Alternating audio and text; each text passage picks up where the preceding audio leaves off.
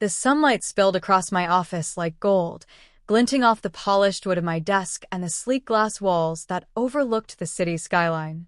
I tugged at the cuff of my blouse, smoothing the silk over my wrist as I sank into the leather chair, the faint scent of jasmine from the small potted plant at my window brushing against my senses. Another quiet morning, or at least that's what I had planned. My phone buzzed. A message from someone I hadn't spoken to in years. I glanced at the screen. Saw your old garden post, can't believe you actually made it work.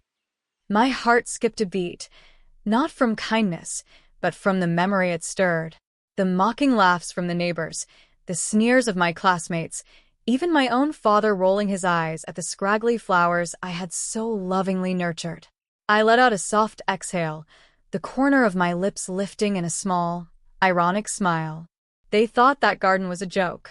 That girl, me, was a joke. Now, I run a landscaping company that handles projects bigger than the neighborhood they used to mock. Skyscraper terraces, sprawling estates, even municipal gardens. And the little patch of dirt that everyone laughed at? It's where I started, where I learned patience, precision, and pride. I stared out at the city again, letting the memory fade just enough so that it didn't sting, yet couldn't forget entirely. The message sat on my screen, waiting, and for the first time in years, I felt the stirrings of something I hadn't felt in a long time, the urge to show them the full truth. I was 12 the first time I truly understood what it meant to be laughed at. My garden, my little sanctuary behind our modest house, was my pride. I had spent hours planting marigolds, daisies, and tiny herbs, lining each row with care and whispering encouragement as if they could hear me. I remember the way the soil felt between my fingers, cool and earthy, the smell of fresh rain mingling with the scent of growing things. And then they came. My older cousins, dropping by unannounced, sneering as soon as they saw it. "What is this, Bella?" "A jungle for ants," one jeered, stepping over the uneven stones I had so carefully placed. The others snickered, pointing at the bent stems of my marigolds and the crooked little fence I had built. Even my own father, though quieter about it, shook his head as if to say, "Stop wasting your time." I remember the lump in my throat, the sting in my eyes, the way my small hands shook as I pressed them against my cheeks to hide the tears. But beneath all of that hurt, there was a stubborn spark, a refusal to let them see me broken. I didn't argue. I didn't defend myself.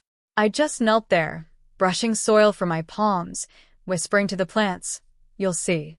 It was my grandmother, Nana June, who saved me that day. She came out carrying an old, brass watering can, her hands wrinkled but steady. She crouched beside me and said, "They don't understand, Bella. Not everyone sees the beauty in something small. But patience will make them notice one day." Her words wrapped around me like a warm blanket. I gripped that watering can, feeling the weight of it, and in that moment I made a silent vow. I would take care of my garden. I would nurture it, grow it, and one day they would have no choice but to recognize it. That garden was mine, and so was my future. I didn't know then that the little seedlings I planted weren't just for flowers. They were lessons in resilience, strategy, and quiet power. Every careful trim, every new blossom was a step away from ridicule and a step toward a life I could claim entirely as my own. After high school, I left the small town behind, clutching Nana June's brass watering can as if it were a talisman. I enrolled in horticulture courses at the community college, taking night classes while working odd landscaping jobs during the day. Every early morning I spent hauling soil, trimming hedges, and planting flowers taught me more than I could have imagined, not just about plants, but about patience, precision, and resilience. It was in one of those early jobs that I met Elena Torres, a seasoned landscaper who immediately saw something in me. She was sharp, direct, and had hands rough from decades of working the soil, but her eyes softened when she observed my care with even the smallest sapling. "You've got a gift," she said one afternoon, dusting dirt from her jeans. "Most people just plant. You make them live." Elena became my mentor. She taught me design principles, client management, and the quiet power of reputation. But it wasn't easy. Clients questioned my experience, Neighbors doubted my skills, and sometimes even I wondered if I was chasing a dream too big for a girl from a tiny town. Nights blurred into mornings as I drafted plans, wrote proposals, and learned the intricacies of irrigation systems, soil chemistry, and native plants. And then came the small victories. My first paying client, a local cafe owner, entrusted me with a patio garden. Watching her eyes light up as she ran her fingers along the fresh blooms was intoxicating. My first public installation, a tiny park corner that bloomed under my care, earned praise from city officials. Every success, no matter how modest, fueled a quiet fire inside me. Through it all, I kept my progress hidden from my old neighbors and even my family. Social media showed glimpses. A single photo of a well-trimmed rose bush here, a subtle post about a community garden there. But the full truth, my growing client list, the contracts, the revenue, remained mine alone. They still thought the girl with this silly little garden had faded into obscurity. I often thought back to that first garden, the mocking laughter and Nana June's words about patience. Each project I completed was like planting another seed, not just for beauty but for vindication. I was no longer just a gardener. I was building a business, crafting a reputation, and quietly becoming the woman who could turn ridicule into admiration. By the time I opened my own small landscaping firm, Verdant Visions, I had learned the most important lesson of all. Success doesn't need an audience. It only needs patience, persistence, and a heart willing to nurture growth, even when no one is watching. The knock at the door came just as I was reviewing the plans for a rooftop garden project. I wasn't expecting anyone, and yet, standing there were faces I hadn't seen in years. Faces that had once sneered at my backyard flowers. Faces that had whispered that I'd never amount to anything. "Bella?" one of them said, the surprise in their voice thinly masking curiosity. I smiled politely, stepping aside to let them in. "Welcome," I said, motioning toward the office.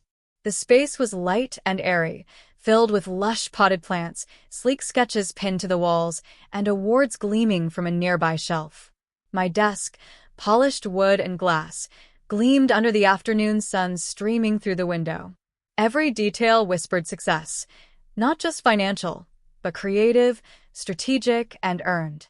They looked around, their eyes widening as they took in the Verdant office, the trophies for citywide garden competitions, and the floor-to-ceiling design boards detailing my latest projects. One of them coughed, attempting to mask disbelief. We thought you were still, working odd jobs or something," they murmured, voice faltering. I let them absorb it for a moment, enjoying the subtle shift of power, the way their expressions moved from smug nostalgia to awkward awe. "I'm the owner of Verdant Visions," I said finally, letting the words settle in the air. "We handle private estates, commercial properties, even city parks. And yes," I added, letting a small smile curve my lips, "that little garden you all laughed at? It's still my inspiration."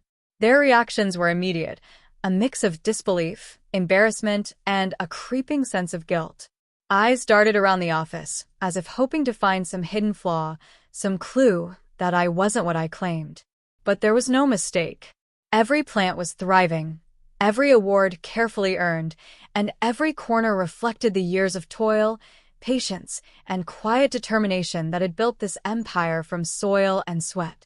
I stepped closer to the window, gesturing toward the skyline where some of my projects were just visible in the distance, terraces blooming with roses, parks lush with greenery, and private gardens meticulously designed. "I turn what you mocked into something real," I said softly but firmly. "And now it's not just a garden. It's a business, a passion, and a life I own entirely on my terms."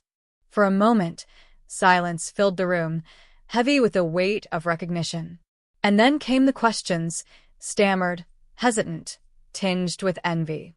How did you manage this?" I leaned back against the edge of my desk, letting the soft rustle of the plants around me accompany my answer.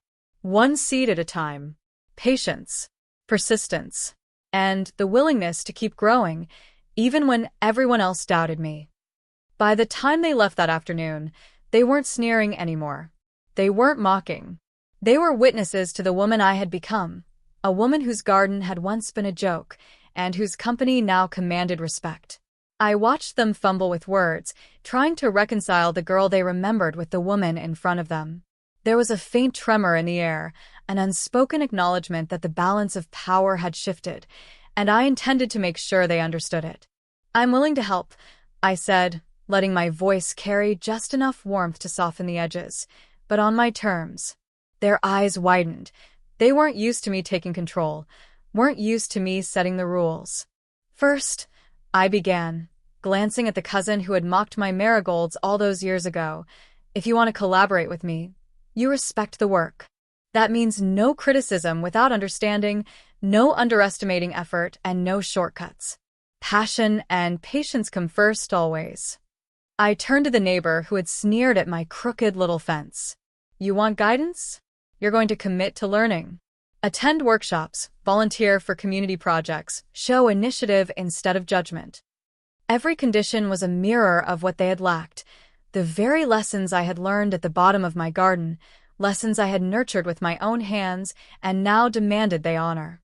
I didn't intend to be cruel. I wanted them to grow, just as I had, and I would not allow them to step backward into old patterns of mockery. When one of them hesitated, ashamed, I softened slightly. "I care about helping you, but only if you respect yourself enough to change. Growth is uncomfortable, yes, but worthwhile. You have to want it more than you fear failure." I could see the shift happening, the first flickers of humility, the beginnings of accountability. Their expressions softened, their shoulders uncurled, and I knew they understood. The girl they mocked no longer existed. The woman who nurtured her dreams, fought for them, and built a thriving company had emerged. By the end of the day, we had drafted small projects they could help with under my supervision, learning while contributing, stepping into a world they had once laughed at. They would stumble, yes, but now under guidance instead of scorn. And I would be there to remind them that respect, dedication, and effort were not optional, they were the only way forward. For the first time, I realized that my power wasn't in revenge. It wasn't in making them feel small. It was in giving them a chance to rise, but only if they were willing to meet me on my terms, terms rooted in the very lessons my garden had taught me. Weeks later, I walked through one of my city projects, a rooftop garden overlooking the downtown skyline, and watched the team, some of them old neighbors, even cousins, carefully tending the plants I had designed. They were learning, really learning, and I felt a quiet satisfaction swelling in my chest. The past no longer weighed on me. The ridicule, the laughter, the sneers, they existed only as faint echoes that reminded me how far I had come. My garden had been small once, fragile and easy to mock, but every petal, every leaf, every sprout had taught me patience, persistence, and belief in my own vision. I paused by a marble planter filled with marigolds, the same flowers that had once been the center of their jokes, and ran my fingers over the soil. Nana June's brass watering can rested nearby, polished and gleaming, a symbol of the promise I had made to myself all those years ago. I smiled. Growth, real growth, took time. And now, standing amidst thriving greenery that stretched as far as the eye could see, I could see the full circle of my journey. They were changing too. Tentatively at first, then more confidently, my old detractors approached their work with care. They asked questions, admitted mistakes, and began to take pride in their contributions.